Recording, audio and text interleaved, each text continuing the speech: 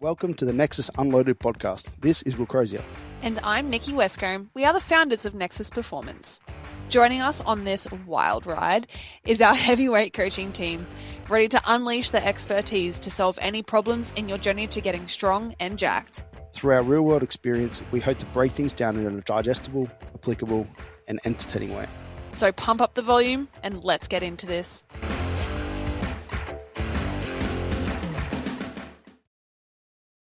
What were you guys talking about? Feet. I was just saying. You don't want to know. I was just saying to Jace, how much would it take for him to, if somebody on Instagram approached him with an offer Cash. for his feet pics? Yeah, how much would it take? What would it be? I said I'd have to ask Anthea first. Okay. Have to go through Anthea, but there'd be a very strict business discussion. Is Yeah. that what I heard? Which How is much? typically not how it goes when it comes to feet pics. You know, I feel like it's Will had a foot guy. yeah, for sure. We've all had a foot guy, haven't we? I haven't had a foot guy yet. Yeah, he had a guy I'll send that... you his contact. Yeah, does he like No, wide, he got rid of feet? his feet. Yeah. Yeah, it was like wide Oh, lifting feet. Oh, he he'd- likes like he'd like wide my foot flat then. feet. That's Will. That's why I call him Wilbo Baggins, because they- he's got hobbit feet. yeah, that's what everyone says. I got hobbit feet. I Yeah. just tell them I can walk on water. You need Yeah. this closer to your mouth, Oh, mate. okay. Yeah. But yeah, That I don't want to like. You know what I He mean? got Like, rid I of felt it like I was because I kept breathing too ignoring much. him. But no, Just slide it I up. kept ignoring him.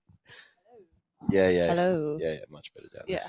but Is that yeah, good? Are you happy with that? Yeah, we're good, mate. We're recording Sick. now. This is This is the podcast. yeah, this is where it's starting. We'll Sick. start off with the hobbit feet introduction. Oh Let's no! leave that in. Everyone's gonna know who you are now. It's obvious. Got wide feet.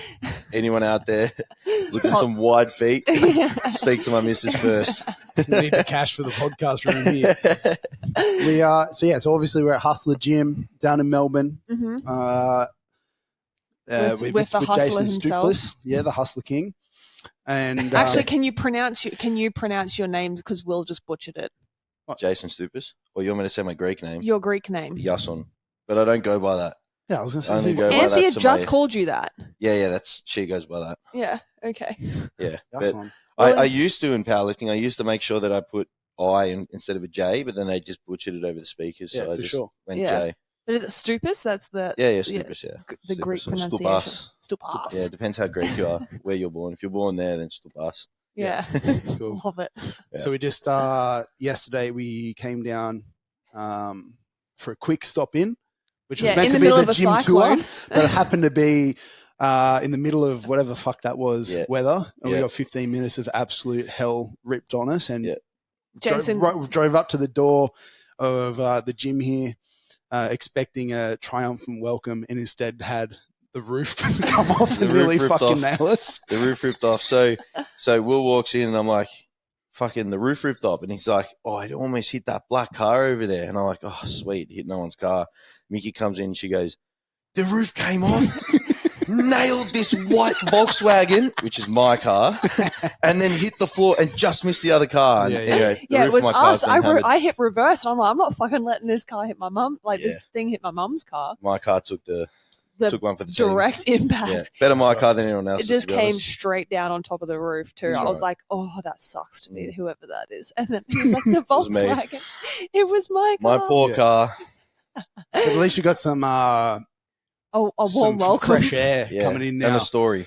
And that light Yeah, popped yes. out from inside too. A what? The Oh yeah, light. the light in the car in the back. You know the backlights. It bang from the impact popped out. It's Yeah. all good. Popped Crazy. back in. 15 minutes. Yeah. That's Melbourne for you, because we were out doing some sprint training with Zach and Brandon Accardi a bit earlier that day at And I midday. wish, yeah, I whooped her.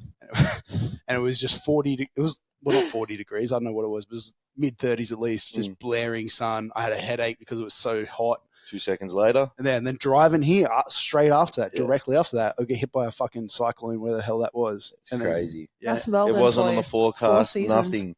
And now we've got no roof in the section of the gym. Yeah. Rain was hammering in. It was just insane. Melbourne. Yeah, no power for 4 hours. It was good times. But 4 seasons literally in one day. I messaged Jamie and he goes, gym life. Because they copped it as well. Oh, no, I saw they were, Yeah. they were, Without power. they flooded a bit too. They couldn't get their roller door down apparently. So like it was just there was a point where the wind was so strong that all the rain was like flying vertically. Yeah, horizontally, sorry. Yeah. Into Like the straight in. Yeah. So their that roller door would have sucks. been the manual thing. It takes 15 minutes to come down. There's no Yeah. power. They couldn't click it. Oh, that Yeah. sucks. Yep. Yeah. So So that's you get bull- Welcome to here. gym. Yeah. Yeah, welcome to gym ownership. Yeah, gym life. Because we I had feel that. it. Expected. We had the whole weather disaster in the Gold Coast with all those thunderstorms over Christmas and You that. guys flood? No, we didn't get flooded, but we had no power in the gym for like 2.5, 3 days. Oh my gosh. And so we just said like, hey, look, you guys, you can come in and train like during daylight, but it's a hot box because in December as well, it's already bloody hot. Yeah. So there's no fans. power, no fans, nothing. Yeah, it's annoying. And it was just like silent disco vibes. So they did the team were all right with it, but I was like, look, after 6 o'clock, sorry guys, you can't come in because I just don't want to have to deal with someone hurting It's a themselves safety or thing. whatever. It's a safety thing. Like it was pitch when the storm came through because of all the clouds. It was almost pitch black in the gym. Yeah. So you can't squat like that. You can't lift weights and tiptoe over things and not trip over and hurt yourself, sort of thing. So so we closed at 8, 7 o'clock. We said power came on at 8, and we just told everyone to come and train if they liked. Yeah. So Just give no us a roof recap still. on how the gym is going at the moment. Is this the first podcast you've done since opening the gym? Oh, Or I have you did. been on- I did one 2 weeks ago with Dylan. One of my the joke is that he's always going to be my client, but he's an ex-client. Okay. So one of my clients, 2 weeks ago. Did you talk about the gym? We spoke a little bit about gym, just general business, lifting. Yeah, cool. Well, give us a recap then here for our listeners because they're probably completely different people. What is Husla Gym? It was only a recent open. Like, what is it? What is it? It's still developing. Yep. You got what's a the lot goal? going on. Yeah. Well, okay. So initially, we're just Husla as an online coaching brand, and we've grown to a team of 4, now 5 actually. Then that developed And mum. and mum. That mum. Saw her working hard before. Yep. Shout out, mum. Yeah, Yep. that developed into like an online store, and then now it's a gym. And then we've got a little media thing starting on the side with Lockie, whose room we're sitting in right now. Yep. This will become a luxurious podcast room in the future. That is the goal. It looks pretty luxurious on there, but Yeah. this was scrapped together in 5 minutes, guys. But yeah, so Get a big banner on the back here or some shit. Yeah, we'll get All like that. a little something in the back there. But yeah, so I guess Hustler is just like a fitness related brand that I'm trying to sort of do a bit of everything and do it a little bit better than sort of the standard. Keep raising the standard of the industry. What do you mean by That's the better? goal. What's better to you? Like, what is the gyms that you've been to in general? Like, I'm not picking on anybody in particular, but like, what do you want to be better at? What do you want to be known for? Why do people come here? Yeah, so from a gym standpoint, most of the powerlifting gyms that I've been to around Melbourne, they do really well with all their powerlifting equipment, and the space just isn't big enough to have off-season powerlifting, which, as you guys would know, would be like a lot of machinery. You guys have a lot of machines in your gym as well, a lot of hypertrophy machinery. So we wanted to attack that all in one space with saunas as well. So we wanted to sort of put everything together. Combine that commercial powerlifting sort of thing. I found that I needed 2 memberships to powerlift, one at a bodybuilding gym for the off-season, and then one at a powerlifting gym for the in-season. And I think that what we've tried to create here is an all-in-one. So that's from the gym. Not only that, you got some cardio gear at the front. You got a sled track. You got some you got conditioning ticked off, like you said, saunas. So you got a little bit of recovery ticked off. A bit of everything. There's a lot more to come, but we need a bigger space. Of course. But yeah, we just wanted to attack that. The first gym, like this one, there won't be a second. This will just move to a bigger location when the time comes. It's already a fucking big gym out there. Yeah, it's not small. Like, it ain't small already. I'd like to go 1,000 squares. So we're 665 on the ground floor at the moment. I'd like to go 1,000 and really like hit the bodybuilding a little bit harder and just have a little bit more variety for powerlifting. Would you ever do like strongman or anything like that? Because I feel like we don't have a market. Yeah. Not that I've seen. Yeah. We don't have a market, I don't think. I might be silly by saying that, but no one's ever inquired. It's one of those things when you start, well, I mean, because you don't do it, right? Like you were not known for it, but it's one of those things, I suppose, like whatever your brand is, your message is, then people will resonate with that and your market will, naturally go in that sort of direction. Is that how it's sort of gone with you guys? I know you guys got a strongman section. In Townsville Gym, we do. Townsville doesn't have any other strongman facilities. From my understanding, there might be bits of equipment spread around, but it's not like a strongman place. So our Townsville Gym is definitely a lot more heavily biased as strongman, powerlifters, and strength training. You'll find it strongman is just, it's just like you were saying before that, like, I know you were describing it as like, you know, bodybuilding aspects and powerlifting aspects, but it's all just kind of like same goal. It's It's all strength training. Just get stronger, right? yeah, And or bigger. strongman's not too. They have some obviously unique pieces like a yoke, stones, logs, but like a lot of them are using similar stuff. And if you actually go to like dedicated strongman gyms, not all, but some of them are very much just doing that one thing, and they'll be like you, where they're going to a different gym to do their hypertrophy work or whatever. So like, yeah, but now you're like, as you said at the start there, you've got 2 memberships to accommodate your training. So that's like where our Townsville gym, I feel like, ticks a lot of those boxes. We've got all your powerlifting equipment, combos, monos, all that sort of stuff. We've got all your machines that you need. I mean, throw some stones around at the back. Yeah, then you've got stones, we've got the car frame, we've got logs, monster dumbbells, just like everything a strongman athlete needs to actually train competitively for strongman without it being to a point where there's like the finger, like whatever they call it, like you just need large amounts of space for that sort of stuff. I don't know shit about strongman. You don't know anything. Like all those things you're saying, I'm like, I don't know. I know the boulders and that's pretty much Atlas it. stones. And then the big like thing that you put over your back and walk with it. That's a yoke. Yeah. They're about what farmers carries. Well, if you had an extra 400 square meters, in your mind, what's going in there? Toys. What? Just machines, I reckon. Yeah. Machines. Yeah, but what are you missing, really? Ice bars. Okay. We'll get some ice bars in, some more toilets, some more showers, probably some more cardio equipment as well. We'll probably have just a little bit more stuff for the powerlifting as well. So we've got 6 combos at the moment, 2 benches, like bench alone. Only bench, I call them bench only. And 2 monos, and I'd probably beef them out a little bit more. And then just look at getting a little bit more from a machine standpoint, and maybe a couple of Smiths. We don't have a Smith yet. We're looking for one. Yeah, cool. Yeah, that sort of. Yeah, there's just more toys. I try to stay away from like really thinking about the specifics of what machines, because then I'm going to try and find a way to get them in here. Yeah. So I try and just feel like, you know, when the time comes, I'll think really deeply about it. But and always we're putting you on the spot here because obviously like, this is probably years in the future. You've just opened. And it'll take me 2 weeks to plan that. Yeah. It'll take me 2 weeks of like, all right, what toys are we and getting? that would change probably every day as well. Well, now like I'm still trying to get machines in. Like we just picked up a pin loaded. Well, we haven't picked it up yet, but I bought it. I've got to pick it up tomorrow. Pin loaded reverse hyper.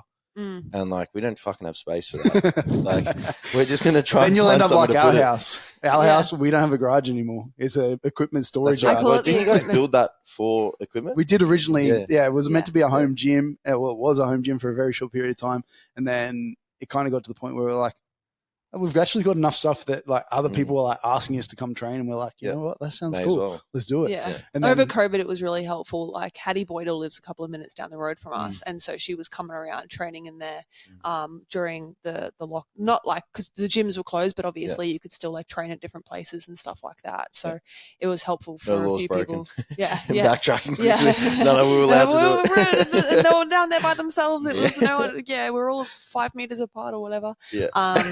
what are your favorite pieces in here? Like before you moved in here, like you've got a lot of unique high-end pieces in here that weren't really readily available to you, as you said. Like what? What's your favorite? What have you pieces? been enjoying? I know that probably changes every day. I know it does for me, but if you had to pick 3, Yeah. So I answer this question the same all the time.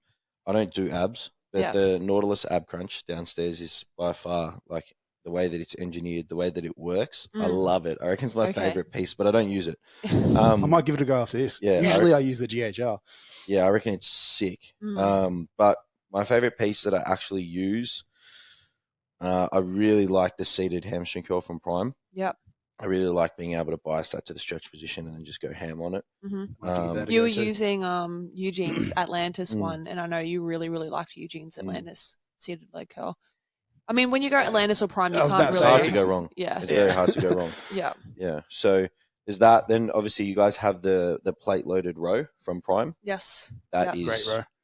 Out of this world row. I love it. I love it how it's not heavier the in the stretch extreme, position not as the well. extreme row though, because I know you have the extreme row here. You just have the seated front row. The extreme row is the 45 degree on your stomach. We don't have that. Yeah. Oh, you don't have that. The incline press looks similar, but it's an incline press.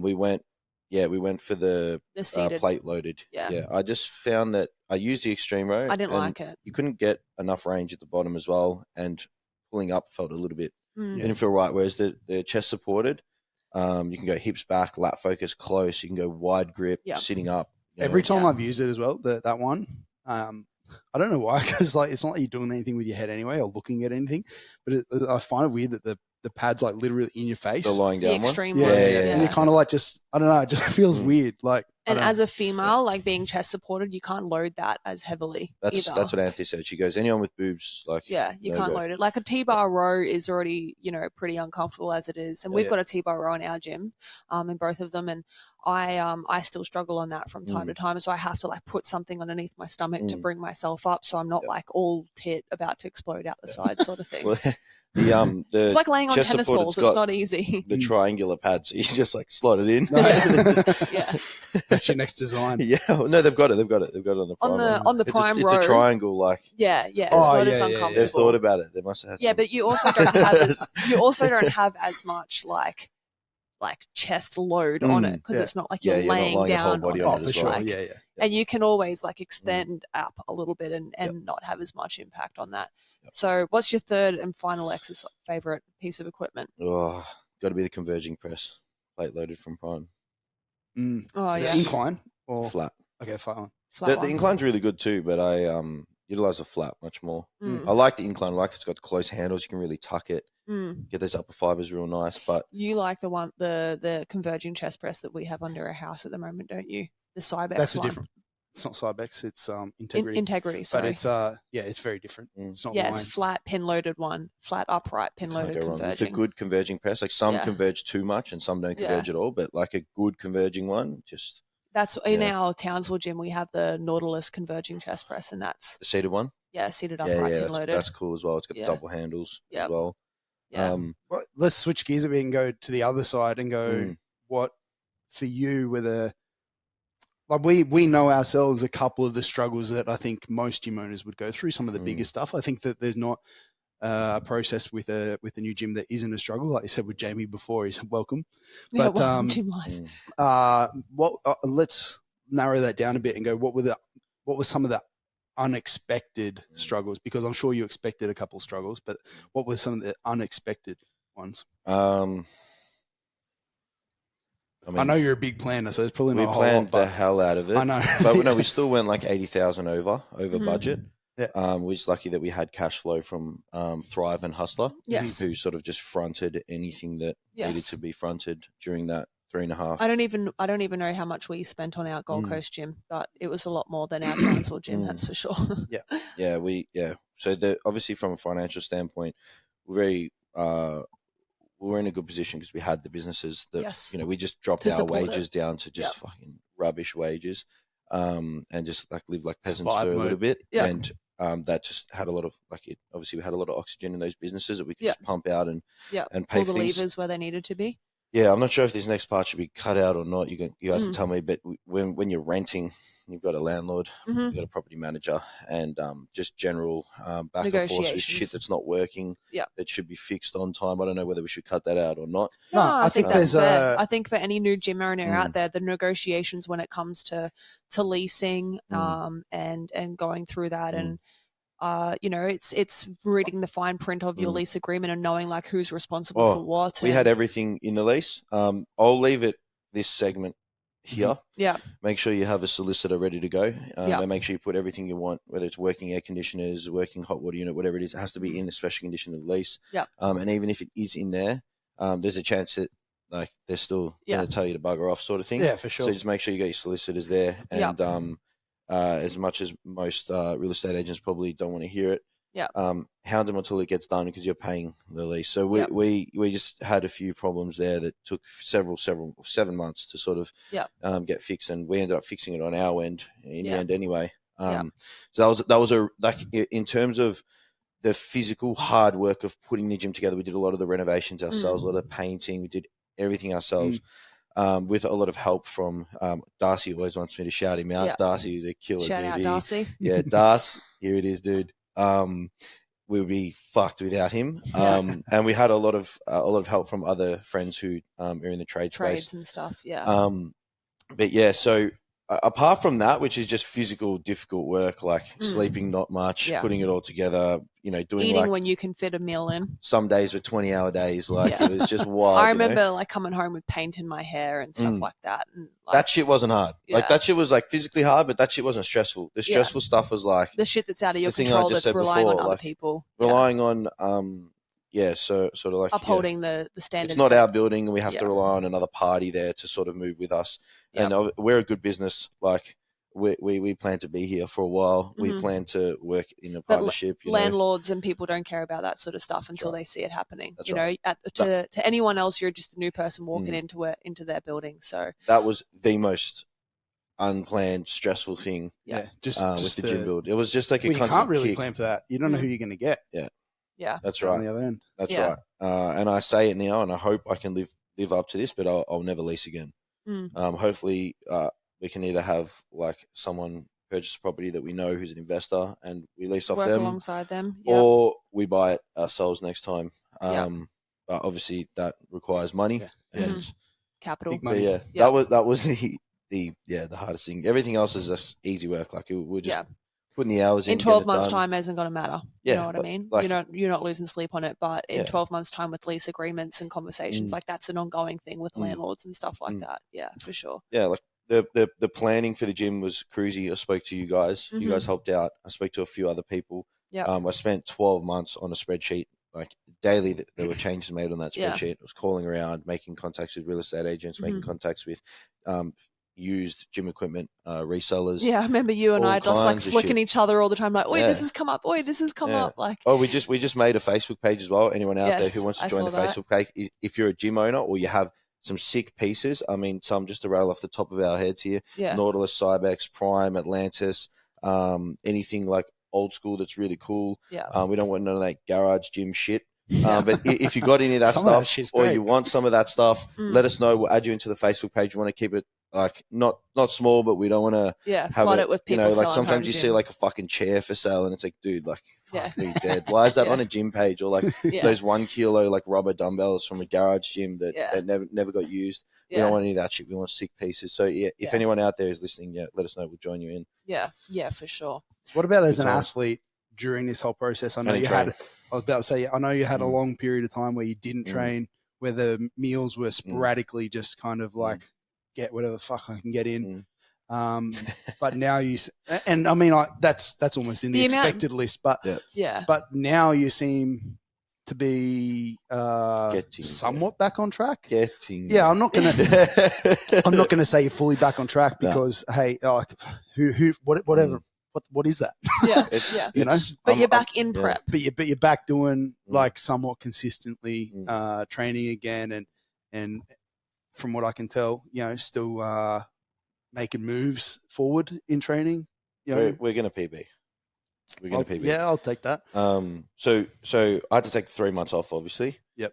This is going to sound so Greek. But we were just eating souvlaki. When we were putting the gym together, we just ordered souvlaki. I remember that all the time. I forgot the place. There's a lot of tomato and cucumber. Yeah, there was oil. Souvlaki, and then we got the chips with feta and all that, and that was pretty much my diet throughout the day. Sometimes we had 2 a day. Sometimes whenever 3. you and I spoke, I was always like, "Oi, at your table, whenever you're sitting down at the desk, I need you to have like crackers and shit like that because you would just be sitting there for some carbs for some long ass days sometimes, and then like it'd be hours in between meals." So that was one of the things that were like non-perishable items. Have them at your table. I didn't like focus at all. I just tried to get some protein in and ate. My body weight maintained at 90 kilos throughout the whole build. Definitely lost some gains, but they came back straight away. Yeah. It's one of those things. A lot of people get a little bit scared of, like, dialing the knob down a little bit and focusing on the business and the life and the other things, and understanding that like training can maintain over that time. It doesn't have to be a total sacrifice of everything. Even if it does go backwards, like you said, comes back straight away. Fast. I reckon. Super fast. I reckon I was looking as big and felt as strong within 4 to 6 weeks. Yeah. And then like at the 8-9 week mark, I was PBing, and then Mhm. my knee shut the bed. So got back into it too quick, and the strength was there too quick. So Yeah. if there's anything to say to people, like it's like Take it slowly. Easy you'll be come back. right. You'll be Yeah. sweet within like 6 weeks. You'll be back, like Yeah. no problem. It's just hard when you're going through those first couple of weeks to like feel like you can get some momentum behind you, because you know what you're capable of, and you feel disappointed if You you're have not to quite there. Hold back a little, Yes. because you're like, oh, we need to get back there, Well, and then you push have too to hard. hold That's what I back, did, and that's kind of the difference between, like, I know the next sort of segue of this conversation is leading into the differences between like your personality type and Will personality type when it comes to like coaching and athlete mindset. I know Will took a slightly slower approach to get back into your training when we opened our gyms. There wasn't a lot of barbell movements and stuff like that in there for you for quite a while. Well, because there's like just a lot of similar to here, like just cool machines and stuff that I hadn't done in a long time to play on. So firstly, it was just that. It was the excitement of going through all that playing stuff. on those. Yeah. But you also didn't go into a prep, whereas like Stoupas has gone into a prep. You've gone into a prep. Even the prep 6 that months. I did do. Yeah. 6 months from the end of the gym opening to being peaked on the platform is a period of time, which I thought was pretty plenty crazy. of time. It's pretty I crazy. thought it was plenty of time, but it seems like that time just sort of flew, went really quick. Yeah. But yeah, I did the same thing. 5 weeks, I was just nailing the prime and Lances pieces. I was doing crazy shit, and barbell lifts came in 4 weeks later, PRing on the barbell lifts. Yeah. And then had to take 4 weeks off because my knee was like cooked. Had scans on it and stuff, and there's a little something there, but it's nothing to worry about apparently. So just ISOs and stuff. Normal powerlift. Well, there's a bone is sort of broken off this sort of bump here, and like it's lodged inside my tendon. Yeah, my brother has that, and part of the bone removed. The bone is inflamed now, and they said it was severe. And then I went to a sports doctor, and he's like, "Look, you're sweet." We were doing like a linear progression from, I think the squats are 180. Yeah. So we just really slowly ramped them up with the ISOs, and so far so good. There's a little bit of pain, but squatted 270 yesterday. Like no worries. We've got the wraps on for the second time yesterday. Yeah. Ever. And gone to the wrap now that we've got someone wrapping you. Yes. You got somebody in here. Lockie's a fucking legend, by the way. Am I allowed to say the F word? Yeah, fucking go for good. it. Yeah. All right, good. Yes, he's a legend. So without him, I wouldn't be wearing wraps. I wouldn't even be trying him. So because he hit me, because I coached Lockie, and then Lockie, I knew he trained here, and then I was like, he put a comment on What's he prepping for? What's he doing? The Husla comp here? I'm not sure off the top of my head. Threw him under the bus. I've asked him that many times, and he's told me that many times, and I can't remember. No, that is my clients. You know, like I'm thinking about 50 people's clients. He's got the date in the spreadsheet, and that's all you need from a coaching standpoint. Yeah, the finer details just cook your brain if you try and remember them all. But he put in his weekly report to me. He's like, squats went great, but I'm a bit gassed from wrapping myself, and I was like, they're pretty normal. And then I was just like, that was a good little nudge. Surely there's not, out of, all these people here, not one person who doesn't know how to rap. And he's like, I can't find anybody. And I was like, fuck this. I'm messaging Jace. Yeah. And I messaged her and I was like, oh, can you help out? And then, Well, do you know anyone? And you're like, I want to learn. So he taught you, and good skill to learn as a gym owner / coach. So, sure. I can rap now. I rap the shit out. He goes, go as tight as you can. Like, he's like, oh, it's good. Give me more. It's good. I think I'm good at rapping these. I think. That's right. 2 weeks well, you in. can't really be that bad. But so long as you're not dropping it halfway through or like pre-tensioning it, and like first time I dropped it once, but the thing that a lot of people mess up is like when they tension behind the back of the knee and like they torque it around and then like move, or like if their quad's not flexed, the kneecap moves a little bit. The hardest thing for me is keeping my knee tensed, flexed, like my quad tensed. Yeah. It's so difficult when those last 2 revolutions go over. I just can't hold it. Yeah. And well, that's all right because most of the brace is in, but it's at the start, if you're just kind of sitting there a little bit loosey-goosey, that it can hurt the most. Yeah. The skin for me is not a problem. Like the skin hurting is like, I don't even care. It's like my hamstrings inside, my kneecap, like the actual inside. The skin, if it folds and creases, I don't even, like it doesn't You'll build bother a me. little bit of a callus anyway, trust me. Yeah, that's what I need. My hamstrings need to callus, the inside. Yeah. Like they hurt like to touch. Not a callus like on your hands, but it'll get. It's like the bar burn on your back of your shoulders when you're squatting. After putting the gym together, and cutting your hands open, and they're like rock hard. Yeah, exactly that sort of thing. Just cut the back of your knees open a little bit, and like. But yeah, Mikki was talking about the hype factor. Well, we've gone on like a full tangent, haven't we? No, that's good. the hype factor on comp day between me and you is a big difference between us because we're both being successful in, getting some really good lifts in powerlifting and being good powerlifters and good coaches in different ways. But your coaching style and your athletic mindset is well, I'm coming from more of a lifter point of view, but from a lift, because that kind of coach that bleeds into the coach side. But from a lifter point of view, when I'm there on comp day, I like to be relaxed. Like I won't even have headphones in most of the time because I just want to like talk to people and just kind of like not even really think about the lifts, just kind of like have conversations. It's also a good catching up with a lot of cool people. You don't wear a headset or anything like sometimes. Headphones? Yeah. It's so different. But I do have to be standing up, talking and moving around and doing something. And then I can't sit still. Yeah. But I'll try and chill out as much as I possibly can, relax, even, walking out to the platform, just full chill mode, just trying to because if I let myself get into this hyped zone where I'm sniffing salts or getting back slaps or whatever Screaming, it is, I feel like it takes energy away from me. Like I get out there, and you'll notice this if you watch any of my competition lifts anyway, before my squat, bench or deadlift, I'll kind of stand there and just kind of like close my eyes, take a big breath out, and just kind of like lock in. You're very methodical in your entire setup and process. And then I'll go through like step 1, step 2, step 3, like of my setup, and there's no like real energy to it. Even on deadlifts, other than maybe the last deadlift at Pro Raw 12, whatever it was, where I needed to pull it to win. That was about the only time I could feel like I had a bit of a hype. There was actually people going, I think people were actually going like, get angry, Will. Like I remember Andy Davis being like, you need to get angry, Will. And you're like. Did it work? He says that every week at prep. I don't know if it worked. I mean, you got the lift. Yeah. So it worked. But you're not an angry lifter normally. Nah, like I said, I find it takes away. I'm not angry either. No, it looks it though. No, it looks it, but I'm not. But you are much more hyped than me. Like you'll be at the other end of the spectrum in terms of energy. Like you're sniffing the salts, you're getting the slaps. I don't know if you're getting the slaps.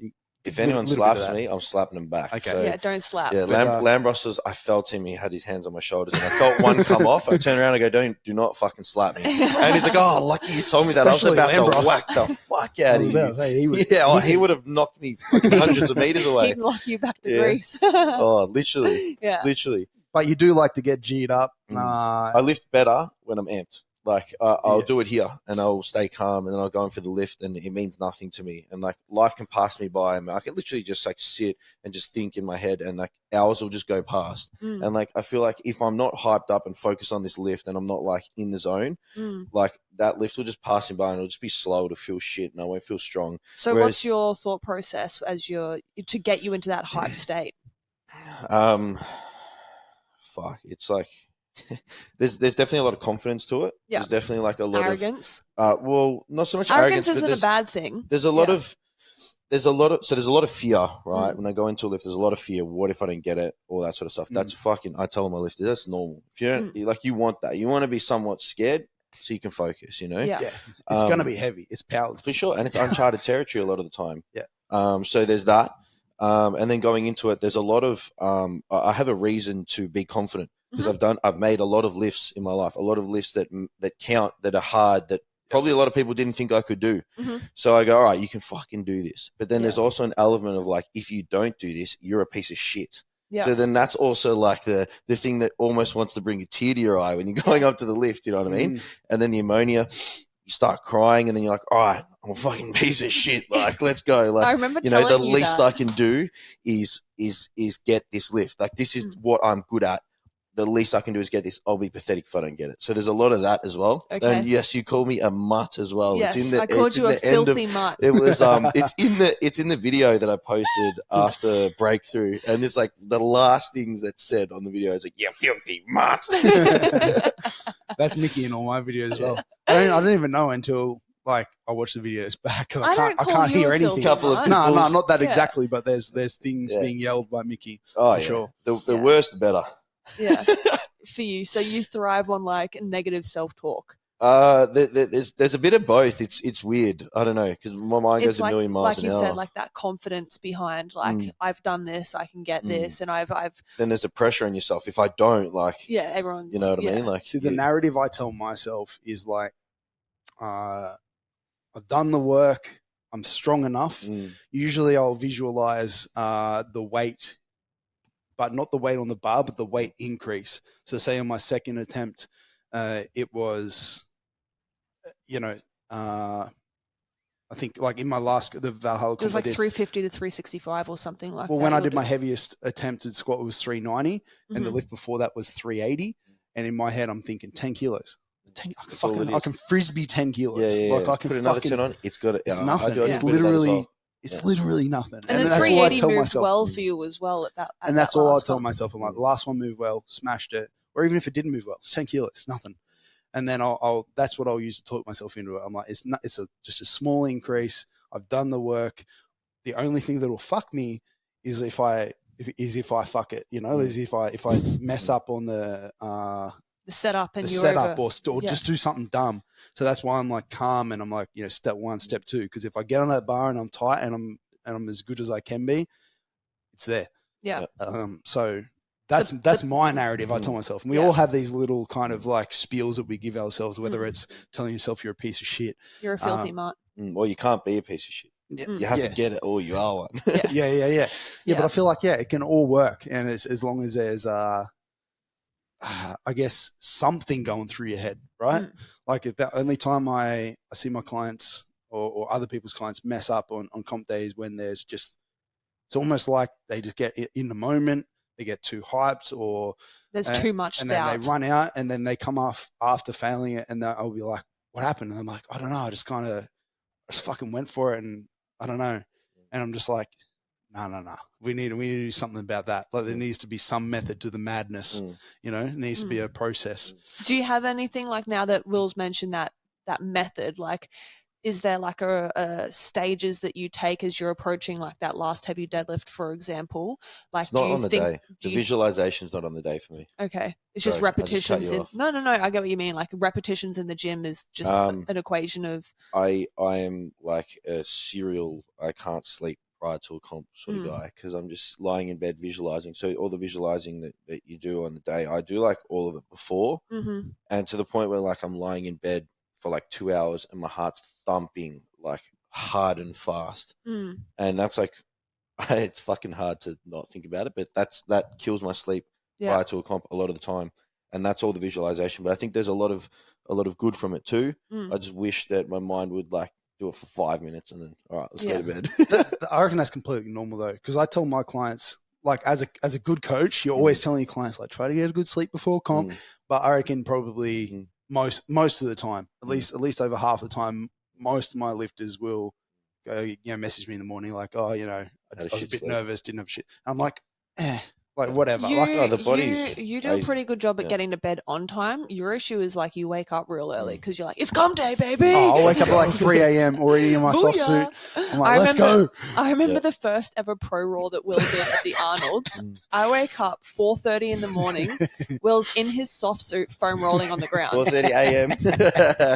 I'm like, what are you doing? He's like, I'm getting ready. I'm like, let's fucking go. In his soft suit, like sitting there, like foam rolling out his hammies. He's like, I'm getting ready. And I'm like, it's 4:30, mate. Weigh-ins don't start. Like, we don't need to leave the house for otherwise 3 I'm just going to be laying in bed just like thinking about it anyway. Yeah. So I remember my first ever comp. Boxes. I was staying at a friend's house. The whole night I'd been watching like my competitors' lifts. I don't do that now. I just focus on me now. But back then I was like, the first comp. And then I was up, same thing, like crack at dawn. I remember like sitting outside in the sun, just stretching. Like I've always been like that. I want to be there early. Like I want to be prepared. Oh my God. He has to be the first one there every single time. Like I need pro my raw. space. I need my space. Pro raw this year. People to know year that I own this area. Yeah. It's fucking mine. But the thing is, like pro raw this last year his last comp that he did, we got there at like, I don't know, 7:15 or something like that. No one was even there. Like Marcos wasn't even there. We're sitting out the front. Don't care. We're sitting out the front. We pull My up, gym. and This he's is just my gym. yeah. But I'm like, you don't start lifting until like 12 o'clock Oh, that's because so you're the good. last flight of the day. I need to be But comfortable he in my walks in surroundings. and he's like a butterfly. So I describe Will as two different personalities. Throughout the course of the year or through his prep, he's a moth. You know what I mean? He exists. Mhm. On comp day, he turns into a butterfly and he just flutters around and he's like, hello, everyone. Come talk to me. Oh my God, I love this so much. And he's just like, Laps it up. laps it up. He's a That's his completely thing. That's different your jam, person dude. on comp That's your day. jam. Yeah, I love it. Yeah. If I Yeah. could compete every day, I would. To a point where it's almost your detriment though, because like you're the same. You say you want to talk, you stand up and you're talking and you move so much. Yeah. It's like at a comp like Pro Raw where it's I such get a long distracted, yeah. day. I'm like, It's a you long need to one. go sit down give me 15 minutes sitting on your bum. I remember saying that to you, like, I can't fucking do it, Mikki. I can't do Yeah, it. it'll I can't fuck me do up it. even more. It'll actually Anthony's ruin the me. same. Yeah. Anthony's the same. He's just a pacer. Mm. And so I'm like, sit down, give me 15 minutes, sit down and eat. I prefer to watch the comp from like the back area, and Mm. like if a friend's going up, I prefer to be like around that, like Mm. you know, give him a high five on the way out, or Yeah. slap him on the back or something. I prefer to just be amongst it, just in that hype. Yes. I don't know. Yeah, That's why, like, and this isn't like a real dig at the methodology, but because I think there is benefit to it. But people will do SBD days, and it's not uncommon for somebody to program an SBD day. I've done a few of them myself. But they'll program it with, again, there's nothing wrong with that. But the intent sometimes is said to be, it replicates comp day. But to me, it's nothing like that. Like I said, I'm there like fucking way early. I've got so much adrenaline. I haven't slept the night before. I'm so hyped, and it's obviously the length of the day is a lot different as well.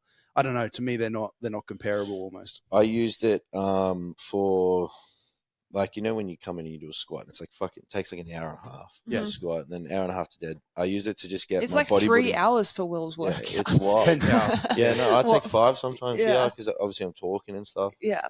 But I use it for like the purpose of having all my SBD on one day, and then I can just focus on bodybuilding the others, and I can get them done in an hour and a half. Yeah. And not be cooked from like a low bar squat, you know, a couple of sets of low bar squat, and then go into like leg extension, hamstring curl, and I'm sizzled, like joints. Yeah, are like I and said, stuff. all that when you explain it to that way, I can get on board with that. It's just sometimes Then when it killed my people knee. compare it to a comp day, I just think it's just not. Yeah. For me, it's not anyway, because I'm just, like Mikki said, completely different person, completely Mm. different hype level. Everything's different. Yeah. Yeah.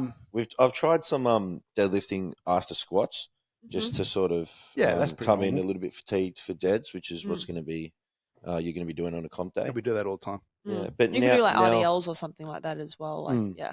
I think this prep will just be fresh for squat, bench, and dead. Yeah. I got Keep 3 it days simple, a week. man. It One of them's works. squat, one of them's dead, one of them's bench. Yeah.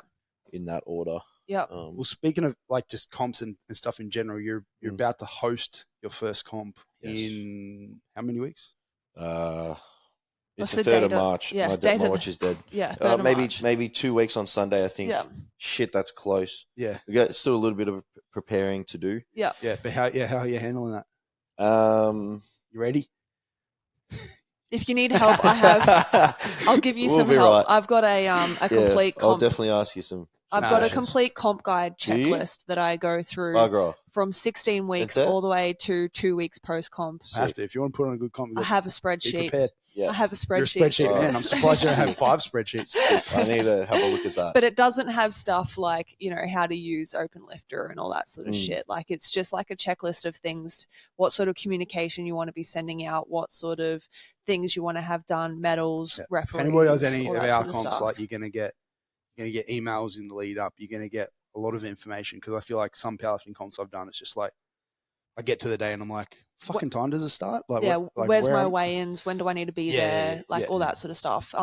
Things like competitor lists and things like that can, as a bigger comp, like I don't know if you sold this comp out or not, but for big comps that have sold out, you can send that information out really early and have your session times. But for our comps, because we just run novice ones, and you know we've got a GPC one coming up in Townsville, like if we have most of the competitors locked in earlier, then we can send that information out. But typically 1 to 2 weeks we'll send that information We've both been out, pretty so- privileged in that we've done the biggest comps and done a lot of comps in general as well. So like you can use that to your advantage to run it better because you know like what you fucking hated or like we liked them. Yeah. exactly. Yeah.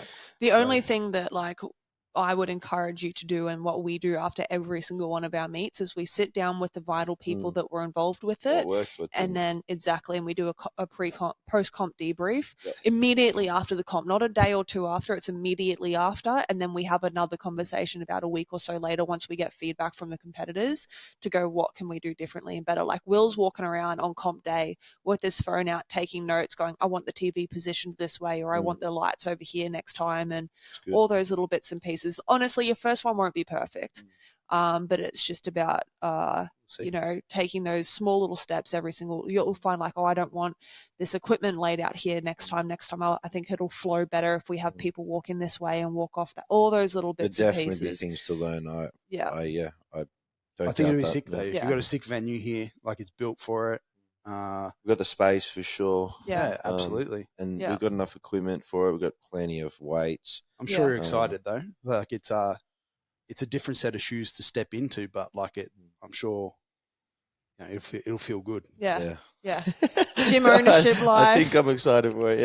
Yeah, for sure. Yeah, you will be. But we'll be right. We'll be right. I just need to knuckle down a few more hours. I made one mistake. I didn't send out a confirmation email to everyone who signed up. I just said if you paid, you're in. Yeah. And it probably cost me more time just responding to like 10, 15 emails, people saying, "Am I in?" Yeah, right. How do you have your sign up? Is that all through your website? Just Stripe. If they paid, they were in, and then I took the link off when we sold it out. Yeah. Okay. So, but no, it's already a bit of learning in the process, and we're starting to build out a spreadsheet now with everything. So, like, I'll give you some insight after this. I'm excited to see the outcome, and then the gym get trashed. And then heaps excited, talc everywhere. Yeah. Well, the gym only gets trashed if you don't plan. That's another thing, right? If you don't tell people where to put talc on, they're going to put it on whatever the fuck they want. If you're watching this, back door. There's a back door. Go out there. Deep out there. Yeah. You don't tell the crowd. Go deep down the back door. Go around the corner. But even like at the end, like if you don't tell people, hey, we'd appreciate it if you put your rubbish in the bin. I mean, it sounds pretty straightforward. Honestly, shit like where they need to put their gym bags. Simple stuff like that. You'll have lollies and trash all over the place if they don't even put their gym bags in the right spot. So we have designated spots as to where athletes put their gym bags so that there's no shit all over the warm-up room, because that's another thing that just creates havoc, mess, all that sort of stuff. So warm-up room. I reckon the warm-up room will be where all the bags go. It's like clear walking way to where the warm-up room will be. Sorry. They're both warm-up rooms. Yes. We've got a warm-up room downstairs, yes, but then the comp day warm-up area is side by side. Your lifting area, your lifting warm-up room is different to your warm-up room. Yep. Yeah, so bag area will probably be there, we think, Yeah, so we'll see how we go. Yeah. It sounds fun though. Like I said, it's scary and nerve-wracking for the first one because you overthink it all, and then as you go through a few, it gets a little easier and stuff like that. Just like you said, like you've just built a gym and you've gone into a prep, that's pretty like... Same with fucking just running a comp within this period of time as well. It's like I feel like I've said yes to a lot of things real soon. But I'm a big believer that if you just put the hours in and you know what to do and you got the sport around you and you just knuckle down and do it. Yeah, you go all in. You'll be sweet. Yeah. So that might just cost a few hours of sleep here and there and just focusing on just getting more work done for it. And you've always got a can-do attitude. That's definitely who you are. Well, that's the thing. Like you just go hard. That's the thing that like I listen to a lot of Hormozy. I don't know if you guys do, but like everything can work. Most people just give up too soon. Yeah. If you're stressed, you don't know what to do, or you're not spending enough time doing it. Like all of those sort of things just really resonate with me well. So right now I'm a little stressed about it, and I haven't been doing enough on it. I think I got to be doing more, and I don't know when I should be doing certain things. So that's sort of stressing me. Once we do this like you got your checklist, I'll have a checklist as well. And it'll just be like, all right, next time it's like, all right, this is when I need to do these things. It's going to cost me this many hours of time. I need to do it. Whereas now I'm just fucking around and finding out. Yep. Yeah. Cool. All right. We might round it up there. Do you have anything else you want to say, Will? No, I was just going to say. Are you doing pro? It'll be sick day. No. I'll be coaching. We've got a big team of athletes going there, but so how we'll big? be How there. many you got? How many you got in my fly? You want to wrap my knees? Oh, you're in the 95s? Fuck. Who you got? You've got I've you've got got a a few few in the 95s. 95. Oh, don't worry about it. I'll get No, someone else. we'll Fuck you, because I don't think you're rapping Tommy now. So I think it's just as in like Tom Hardy. Is he going to win? Oh no. No, you have I don't know. Tommy McGrath. You got Jason I Shiaka. reckon We I could. firmly believe the 95s will be the most competitive male weight class. Sick. There's We'll have a look at our competitor list. And we'll It's see all right, it's all right, rapping no these. pressure. Yeah. Yeah, it's a competitive field, Mad. which is always fun. That makes Yeah. especially for me as a coach. I don't know, it makes it more fun when it's like fucking you're messing around with the temps and seeing where people are at. Yeah, playing it was the very numbers. close last year. The I top think it'd be close 4 again. It's going to be was very close. 95s is going to be by far the most competitive in the men's day. And then Yeah, the women's sick. is just every weight class is going to be sick, I think. Mm. The women's got some big lifts going down with all the girls there. Like Sarah Rainbow is just looking phenomenal at the moment. So I'm excited to see what sort of numbers that she There's a lot of throws people down. there. Yeah. Cool. All right. Well, we'll Good wrap it up times. there. Thank you. Anyone Thank in you, Melbourne, guys. come check out Husla. Yes. See this Yeah, man. where are you? Everyone is welcome to come check us out. We're just off the M1 freeway in Mount Waverley. Mm-hmm. Yeah, just let us know prior to just rock up to the door. Yeah. Yeah. It's by appointment. Yeah. Love Oh, that. just let me know so I can just be here. Yeah. Cool. We'll put all your links for Sick. Instagram Yes. in the comments so that people can actually message us. Yes. Yeah. And we'll sort that out. Yes. Easy. All right. Adios. Thanks for watching, everyone, and thanks for the opportunity, guys. Love it. Thank you for listening to the Nexus Unloaded podcast. Be sure to jump on our website to find details on everything mentioned in the podcast today, plus information on our coaching, mentoring, and gyms based in the Gold Coast and Townsville. Make sure you follow us on our Instagram for any updates on what we are currently doing, and we'll see you all in the next episode.